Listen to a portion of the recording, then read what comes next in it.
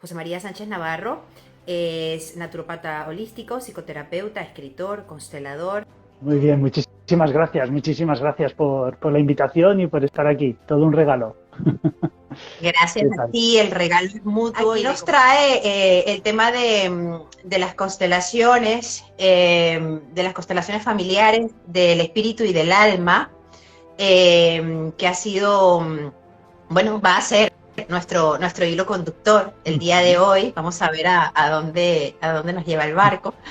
Pero yo, antes de comenzar, quería tener tu opinión, bueno, tu concepto, ¿no? Porque se utiliza la palabra alma con mucha facilidad, ¿no? En el día a día, con mucha ligereza, en el amor, en la poesía, en lo cotidiano, la palabra alma, ¿no? Como que se utiliza con mucha facilidad, pero realmente estamos conscientes de lo que esto significa, ¿no? Y yo creo que no, incluso hablo por mí, entonces me gustaría escuchar tu reflexión y tu opinión antes de profundizar en el área de las constelaciones del alma. ¿Qué es el alma? Ujú. Muy buena la pregunta. Muy buena la pregunta y como tú bien comentas, es algo que habitualmente en el día a día, en lo que hacemos, en todo nuestra vivencia diaria, hablamos de ella y muchas veces no tenemos un concepto claro de qué es esto del alma, ¿no? Sí. Yo para mí lo primero habría que de saber, ¿no? Exactamente qué es el ego y qué es la personalidad, qué es esto que vemos, ¿no? Esto tangible que tenemos delante, que tanto se nos muestra en el día a día, ¿no? Entonces, lo primero es saber que esta parte, esta fachada en un momento dado, este muro que vemos, esta máscara que vemos, y lo digo así con conciencia, porque Sí. muchas veces lo utilizamos de fachada, lo utilizamos de muro y lo utilizamos de máscara, ¿no? O de Tiene caparazón también. también, exacto, tiene la vivencia de experimentar la vida, ¿no? De experimentar este espacio que tenemos en todos los sentidos, tanto como cuando viene la vida en color, como cuando viene en blanco y negro, ¿no? Como bien se conoce, bien se sabe. Entonces, eh, esta personalidad y este ego que vive la experiencia, que está viviendo permanentemente en este espacio humano, muchas veces toma las riendas de lo que verdaderamente hemos venido a hacer aquí, ¿no? Entonces, realmente podríamos decir, ¿no?, que este ego y esta personalidad con la que estamos ahora viéndonos, con la que estamos viéndonos en la pantalla, está acostumbrado o acostumbrada a la supervivencia. La supervivencia es un modo de vida, entre comillas, seguro, entre comillas, pues de alguna manera eh, siempre en la misma zona de confort, siempre buscando la comodidad, siempre buscando que no nos falte aquello que necesitamos o requerimos para la vida. Sin embargo, el alma, ese espacio interno que no vemos, ese espacio interno sutil que todos tenemos dentro, ha venido a vivir una experiencia y ha venido a vivir una experiencia que es la vida, la vivencia, no la supervivencia. Hay una parte de nosotros, o muy dentro de nosotros, que quiere vivir fuera de esa zona de confort, fuera de esa zona de seguridad, que quiere arriesgar, que quiere de alguna manera, aunque las cosas vayan en una dirección opuesta a la que nosotros nos gustaría, eso es lo que quiere vivenciar. Es decir, toda esa parte de nosotros que quiere vivir en lugar de sobrevivir, toda aquella parte de nosotros que ya tiene claro, que la experiencia aquí en la Tierra pasa por vivir los momentos más oscuros, pasa por vivir los momentos más difíciles y más arriesgados de nuestra vida. Hacer caso a la intuición y a la dirección de lo que queremos, pase lo que pase, esa es una experiencia del alma, esa es la vivencia del alma, ¿no? Esa es cuando podemos decir, estoy viviendo la experiencia del alma, porque estoy viviendo más allá de lo que me gustaría vivir, ¿no? Es decir, en esos momentos que todos estamos y decimos, ¿por qué realmente me complico tanto la vida? ¿Por qué hago esto? ¿Por qué hago lo otro? ¿Por qué no me he quedado como estaba? ¿No? Entonces, esa es la experiencia del alma en un momento dado. ¿Cómo explicar qué es el alma? ¿Vale? El alma, como podríamos decir, ¿no? Es esa parte de experiencia cósmica, ¿no? Nosotros tenemos un espíritu, estamos formados por espíritu, alma y cuerpo físico.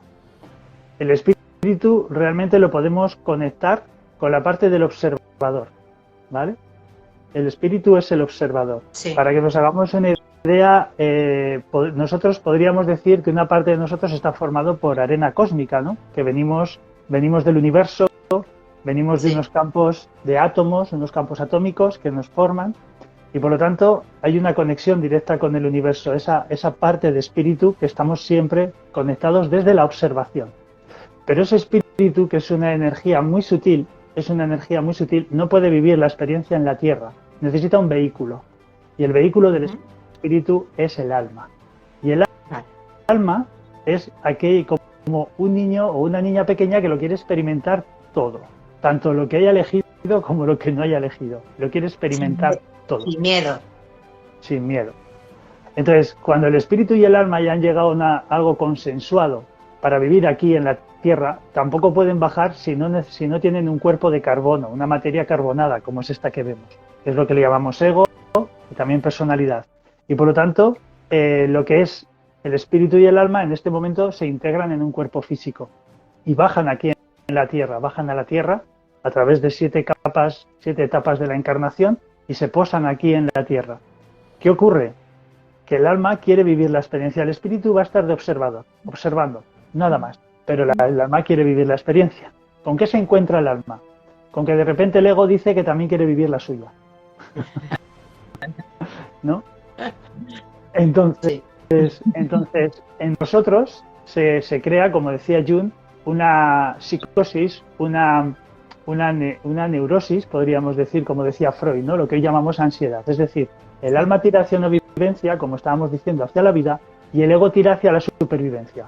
Y por lo tanto ahí se crea un conflicto, se crea un proceso de estrés, se crea un proceso de ansiedad, se crean rutas de patrones, se crean procesos a nivel emocional.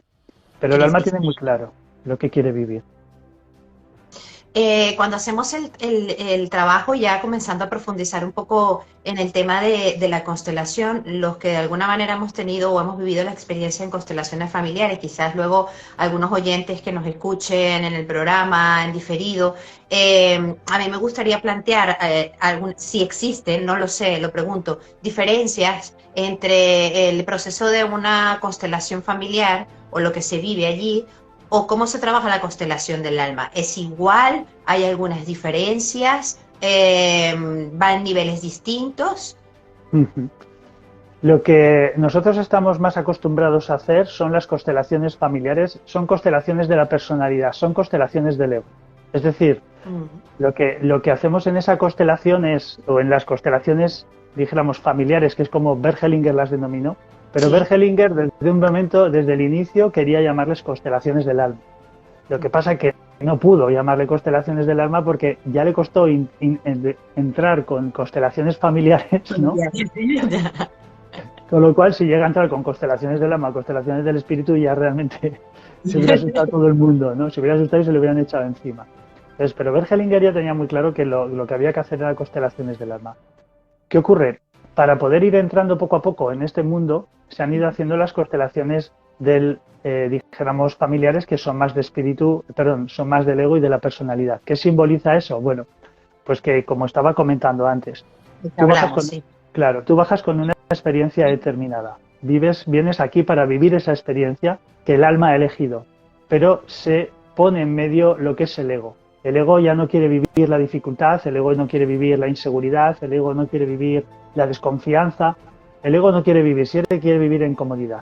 Entonces adoptamos unas formas de vida, la mayoría de nosotros adoptamos unas formas de vida cómodas. Intentamos que siempre, una y otra vez, se vaya de alguna manera adaptando la vida a nosotros. Y entonces ahí tenemos procesos emocionales como desde la desconfianza también, desde procesos como la inseguridad, desde rutas de patrones inconscientes, repetimos patrones en la pareja, repetimos desequilibrios con los amigos en la parte laboral y todo eso está vinculado a las relaciones familiares. Es decir, mis desequilibrios sociales tienen que ver cómo llevo mis relaciones con mis hermanos, mis relaciones de pareja indudablemente están muy vinculadas a mis relaciones con papá y con mamá, etc. Entonces, de alguna manera, las constelaciones familiares, lo que son el ego y la personalidad, entran por esa parte porque lo primero que hay que deshacer de alguna manera son las rutas inconscientes que todos tenemos de estos patrones que nos guían en el camino. ¿Qué ocurre? Esas constelaciones familiares de alguna manera tienen una intervención directa, ¿vale? Sí. De terapeuta, en este caso el facilitador. Es decir, interviene más en el movimiento, saca a alguien, mueve a alguien, dice algo, es decir, dirige más. ¿Qué diferencia hay en una constelación del alma? Pues hay una diferencia muy importante y muy potente, y es que el facilitador interviene muy poco. Es decir, se sacan a los representantes que se quieran hacer en esa constelación y se interviene muy poco. O sea, muy poco se deja que se inicie la constelación y que se termine cuando se tenga que terminar. Bert Hellinger describía que para poder dirigir una constelación del alma, ya el facilitador tiene que estar de alguna manera muy comprometido con su momento, con su vida, ¿no? Para poder tener la capacidad de dirigir esa constelación sin intervenir, ¿no? Y luego, cuando hablamos de una constelación del espíritu, es que ya no existe ninguna intervención. Pero se hace. Ninguna. Se hace en ese mismo. Vale. Claro. Se sacan a los representantes, pero el facilitador no interviene nada. Una constelación del espíritu puede durar hasta 2 horas perfectamente. Porque tiene que empezar y acabar ella sola. Se tiene que abrir y cerrar ella sola. Entonces, claro, ¿qué diferencia hay? En unas, cuando dirigimos mucho, está metido el ego y la personalidad. Cuando dirigimos desde el alma es la que está ejecutando esos movimientos. Dirigiendo, sí. Y cuando no hacemos nada es porque el espíritu está en plena observación y está también dirigiendo esos movimientos. ¿De dónde proviene el ego? A propósito de esto que vienes comentando, antes de pasar al otro punto, José María. Vale. El ego como tal es esto que estamos viendo en pantalla. O sea, cuando nos vemos al espejo estamos viendo el ego. El ego se alimenta de los sentidos, de los ojos, del olfato, del gusto, del oído, del tacto y también del cuerpo, de la parte mental. Entonces, el ego viene de la necesidad de que el espíritu y el alma puedan experimentar aquí en la Tierra. O sea, necesitan una base de carbono. Aquí en la Tierra, realmente nuestros cuerpos son carbonatados. No existen, como tal, la materia necesita una base de carbono. También las rocas, los minerales, las plantas, el reino animal, todos tenemos una base de carbono. Entonces, ¿de dónde viene realmente el ego? El ego viene de toda esa existencia. Vamos a ver si lo puedo resumir en un momento dado. ¿Vale? Porque es una explicación un poco y a ver si lo puedo meter aquí. Si nosotros vamos al inicio de lo que fueron los tiempos, tenemos una conciencia en espacio de evolución, y está en el universo, una conciencia expansiva. Sí. Cuando esa conciencia expansiva ha vivido todo lo que tenía que vivir, ha vivido ya todo lo que ya podía vivir en expansión, decide vivir una parte de ella que no había vivido hasta ahora.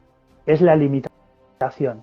Entonces, en ese momento surge la limitación, solo el círculo, como nos denomina el Tao, ¿vale? El círculo del Tao. ¿Qué hace cuando algo se limita? Cuando algo se limita es la conciencia del yo. Es la limitación del yo. Entonces, es la experiencia más potente que podemos tener. Esa conciencia evolutiva necesita esa experiencia, y la experiencia más potente es esa limitación del yo. Porque todo lo que está limitado no nos permite ir al pasado ni nos permite ir al futuro. Tiene que estar centrado en el presente.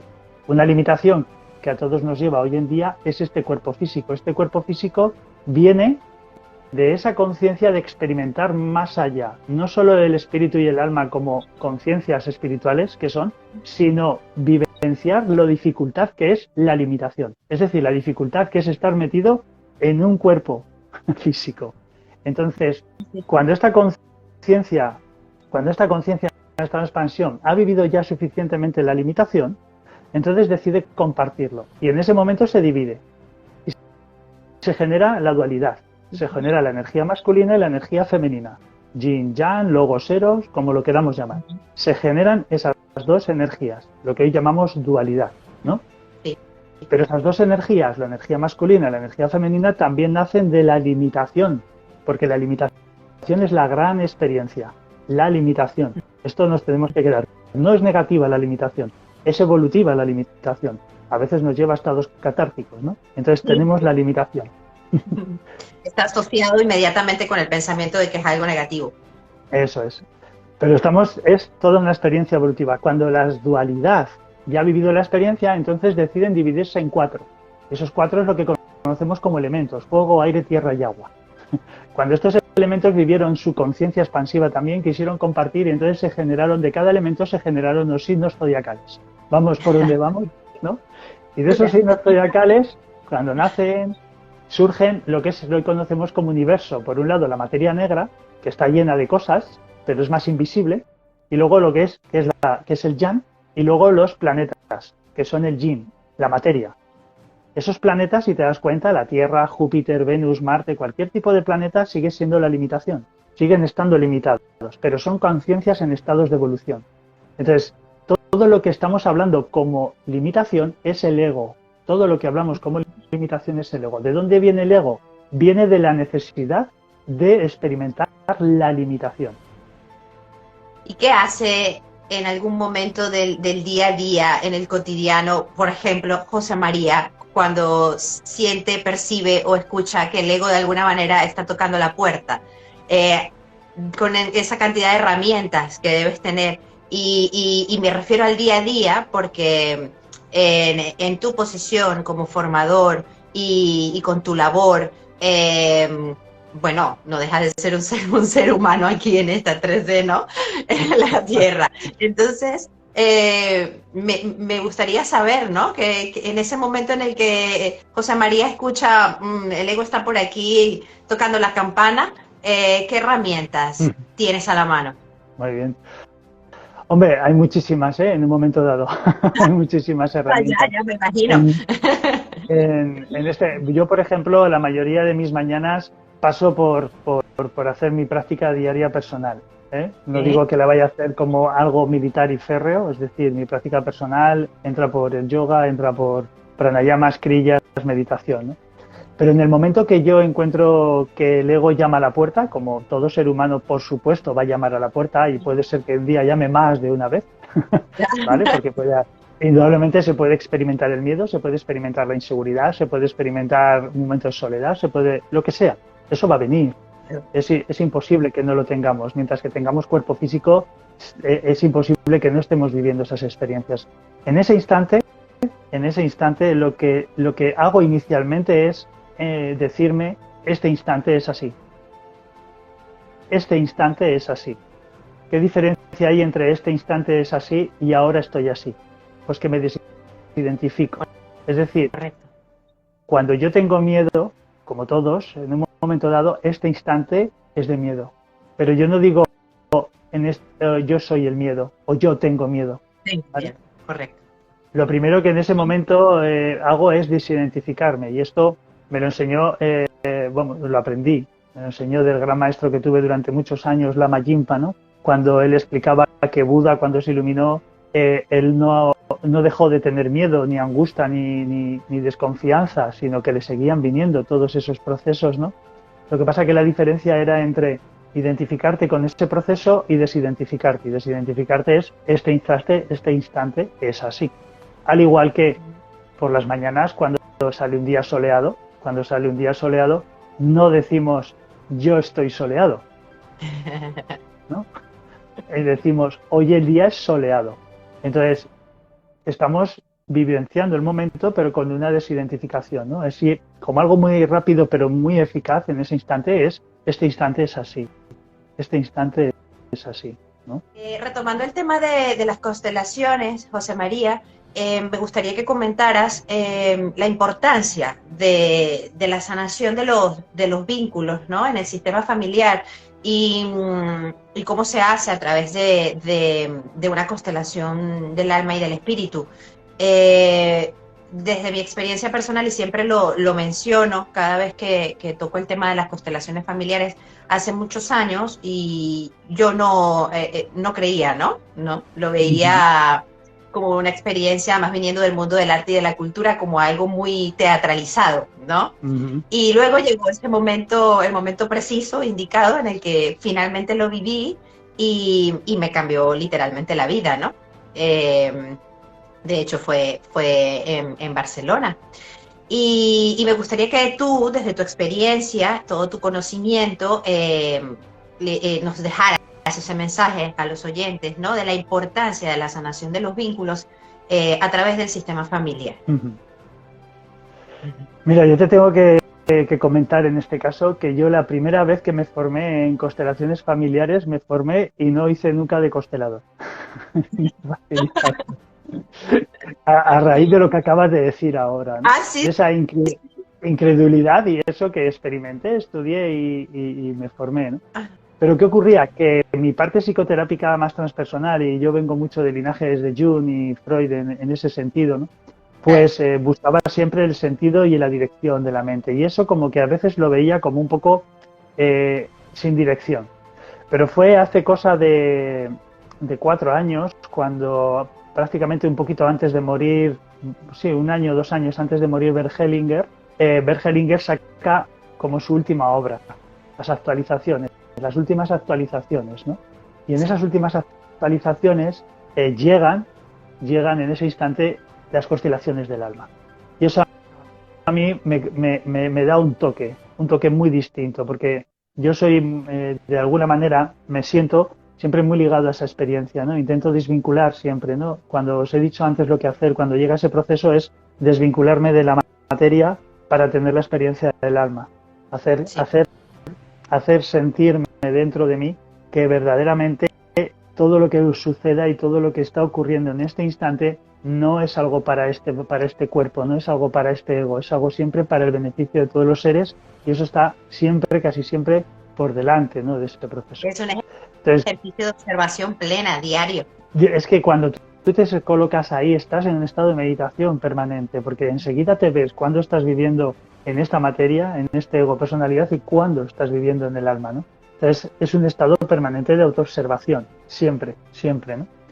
Entonces, cuando a mí pasa esto y me dicen esto y yo me voy 2 años a Tarragona, ¿no?, con estas últimas actualizaciones, ¿no?, que llegan mucho de la mano de Ángela Olvera, que era la mano derecha de Bert Hellinger, y llegan ahí a Tarragona y estamos ahí experimentando durante 2 años a tope. Entonces yo, para mí, empiezo a observar las constelaciones de una forma distinta.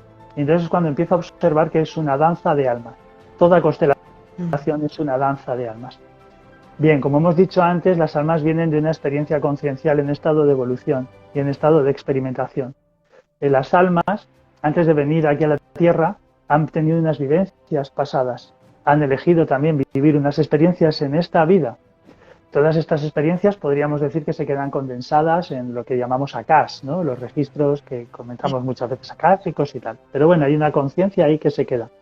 Cuando yo bajo aquí a vivir la experiencia, yo bajo metido en un sistema familiar, lo que llamamos aquí en la Tierra familia, que como humana, pero es una familia de almas, en la cual mi madre en esta vida es mi madre, pero en la pasada pudo ser mi hija. Mi padre pudo ser mi hermano, y yo pude ser el padre de lo que es mi padre en esta vida, en vida pasada. Es decir, todo eso sigue manteniéndose en esta vida a raíz de lo que no haya sido solucionado en las vidas pasadas.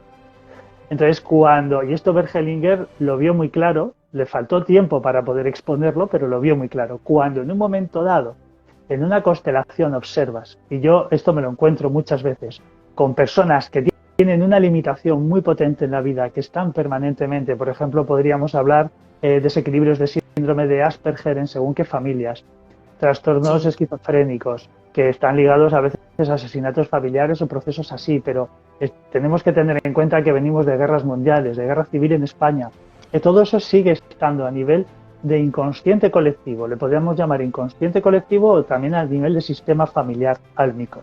Entonces hay cosas que están muy coaguladas. Entonces la importancia de poder hacer movimientos, no solo que la persona que va a ser constelada lo pueda ver, que eso va a traer un cambio muy potente, sino que podamos en un momento dado, a través de este movimiento álmico, conectar e integrar el desequilibrio que hay en esos sistemas, ¿no? Yo veo cosas realmente espectaculares y me sigo sorprendiendo a mí mismo cuando después de una constelación me llaman al día siguiente o a los 2 días y me dicen, es que llevaba años sin poder relacionarme con mi hermana y ahora me estoy relacionando, o llevaba años que no podía mirar a mi madre a los ojos y ahora mi madre me habla con amor, ¿no? Es muy curioso cuando suceden este tipo ¿Ese de cosas. movimiento tiene algún tiempo establecido?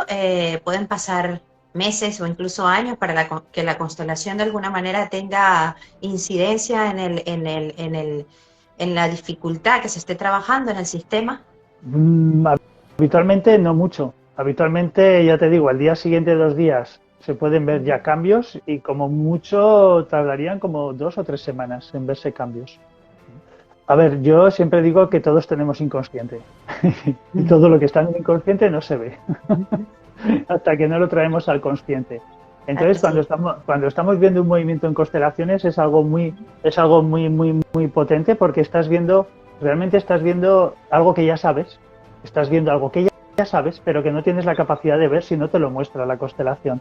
Entonces, en el movimiento que tú haces, la mayoría de las personas van tomando conciencia del inconsciente. A mí me encanta cuando salen de una constelación y me dice, no he entendido nada.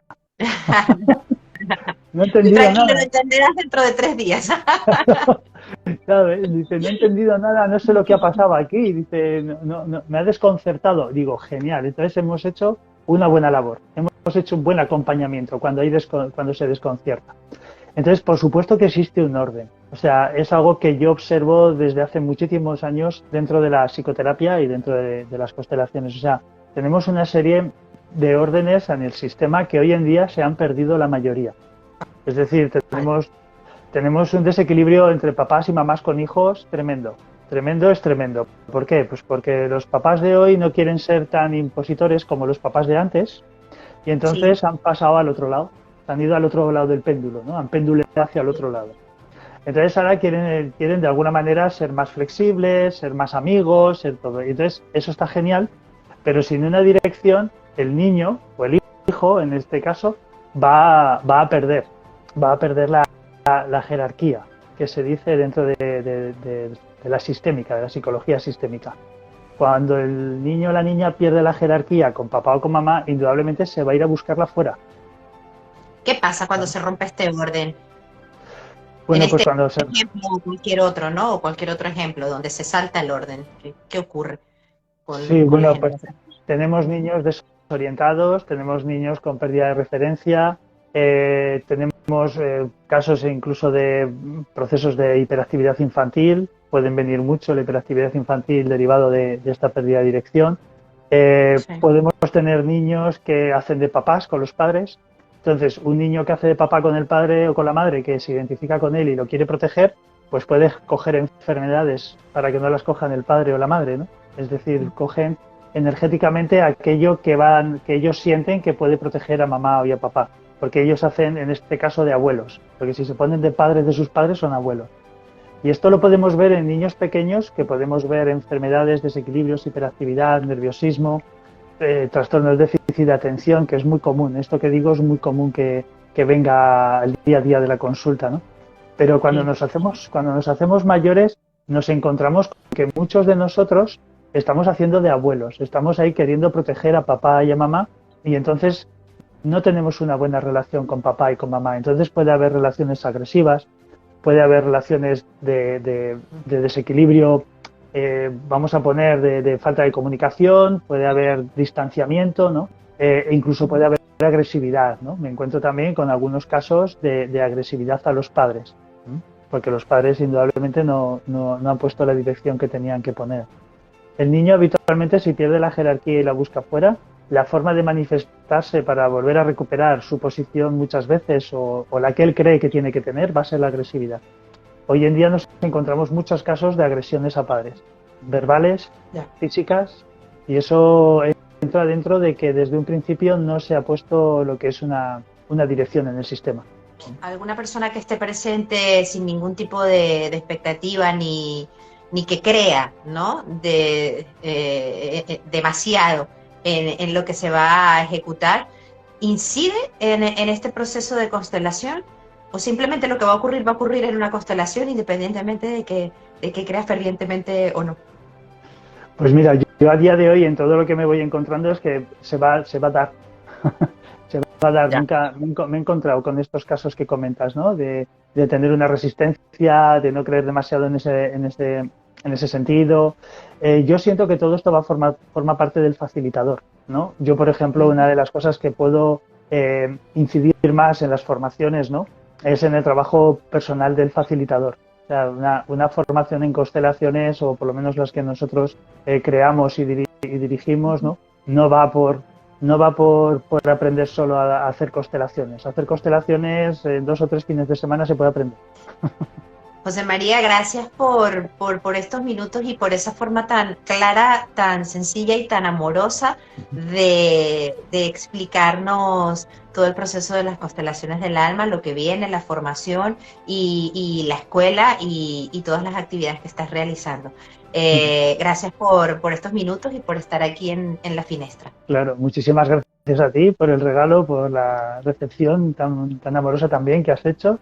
También agradecer a todo el mundo que nos escucha, a los que nos escucharán luego su tiempo, ¿no? Que también es muy agradecido por mi parte.